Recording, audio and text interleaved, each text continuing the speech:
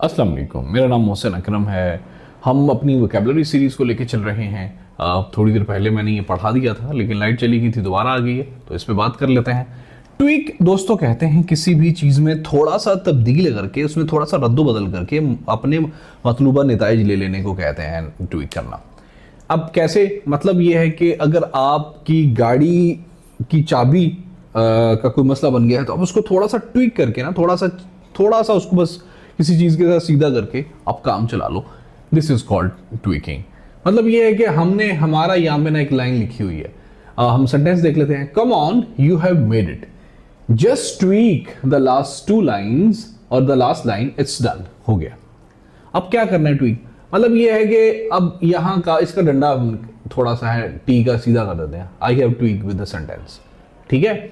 अगर ये है कि ये थोड़ा सा खराब लग रहा है, लो भाई हमने इसका डंडा सही कर दिया, इसको थोड़ा सा यू को थोड़ा सा सही कर दिया, वो I have tweak with the sentence, ठीक है। Tweak is the slight change in anything to make it more correct, to make it more proficient. लफ्ज है जी कहूट्स।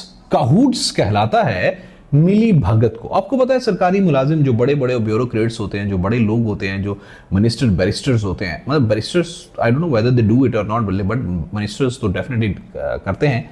वो ना मिली भगत करके कॉन्ट्रैक्टर्स के साथ, और या फिर उन जिन लोगों को वो ठेके वेके देते हैं उन लोगों के साथ, तो वो क्या करते हैं, मिली भगत करके गैर जो है ना कानूनी काम करते हैं, इलीगल काम करते हैं। मिलकर किसी गैर कानूनी काम की करने की कोशिश करने को कहूट्स कहते हैं। Many contractors were in the cahoots of ghost school construction. बहुत से कॉन्ट्रैक्टर, बहुत से मिनिस्टर्स थे घोस्ट स्कूल के कहूट के अंदर। The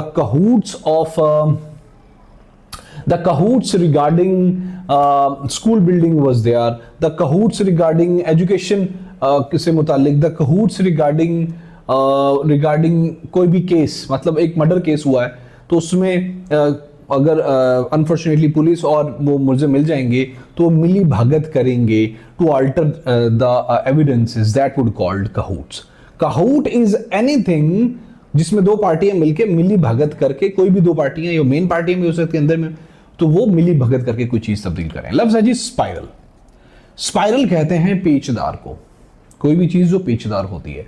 the airplane spiral to the earth, वो नीचे इस तरह घूमता घूमता जमीन पे आ गया। पिछले दिनों जो ब्राजील के अंदर एक हमारे वहां पे बहुत जो है ना वो दर्दनाक हादसा हुआ, जिसमें प्लेन इस तरह स्पाइरल करता करता और जमीन पे आ गया। I think 60+ people tired there.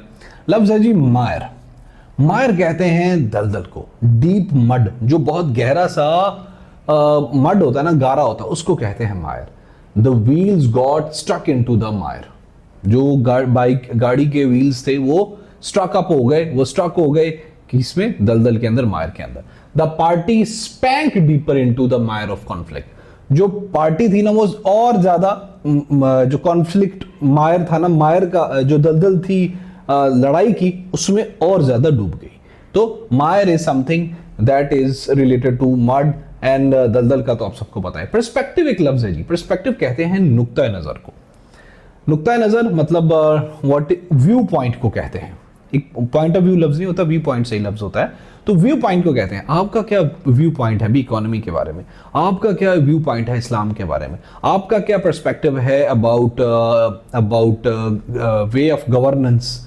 तो perspective is your view point regarding anything. He talks from a liberal perspective. मैं मोस्टली लिबरल पर्सपेक्टिव से बात करता हूं, आप डिसएग्री हो सकते हैं, you may be talking from another perspective, but मैं मोस्टली लिबरल पर्सपेक्टिव से बात करता हूं। बात हो जाएगी अगले लफ्ज की, तो अगला लफ्ज है जी डायट्राइब। डायट्राइब कहते हैं किसी भी तहरीर को या तकरीर को जिसमें किसी को तनकीद की गई हो।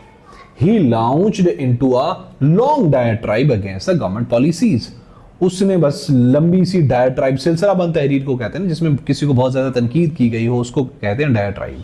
आमतौर पर लोगों के दरमियान होती है, दो लोगों के दरमियान, एक सुन्नियों के और जो है ना वो हमारे जो शिया दोस्त हैं उनकी मौलवियों के, उलमा कराम के दरमियान डायट्राइब हुई। कोई क्रिश्चियन था और उसमें मुसलमान के खिलाफ डायट्राइब हुई। डायट्राइब हुई एक आम बंदे और एक मिनिस्टर के दरमियान। तो डायट्राइब इज इज अ मुबाहिसा, सिलसिला बंद लंबी सी तकरीर, या किसी को किसी पे तनकीद करना, किसी और फ्रैक्शन पे, किसी और नजरिए वालों पे, किसी और पर्सपेक्टिव वाले पे, दैट इज कॉल्ड डायट्राइब।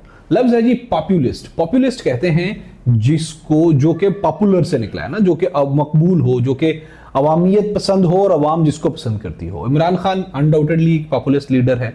मैं ये नहीं कह रहा कि वो अच्छा है या गलत है, मैं कह रहा हूं भाई इमरान खान पॉपुलिस्ट लीडर है और ये अनडिनाइबल फैक्ट है, ठीक है। नून लीग वाले मुझे गालियां देना शुरू ना कर दें। एक लफ्ज है जी शेनेनिगन्स। शेनेनिगन्स कहते हैं शरारत को, सीक्रेट एंड डिसऑनेस्ट एक्टिविटीज को कहते हैं शेनेनिगन्स।